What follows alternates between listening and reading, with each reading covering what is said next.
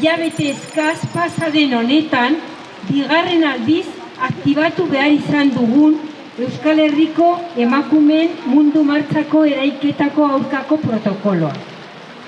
Izan ere, otsailaren 4an, Irunen, 57 urtetako gizon batek bere ama zazkatu zuen, eta ordu batzuk geroago hil zen. Zauri larrien ondorioz.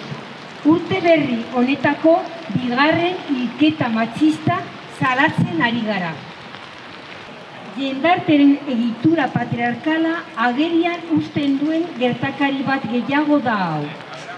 Jakin, badakigu, erailketa matxistak indarkeria matxistaren eta estruktura heteropatriarkalaren ondorio izugarri eta lazgarrienak direla. Baina indarkeria matxistak 11 aurpegi ditu. Honekin batera, autodefentsa feministarako deia egiten dugu.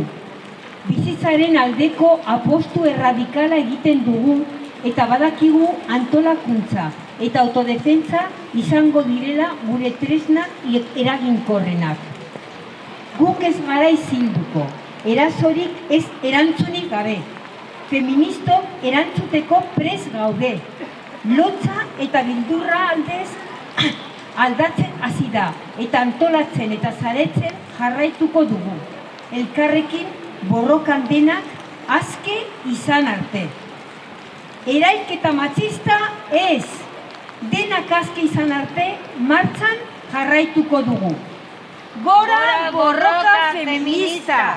Gora borroka feminista! Gora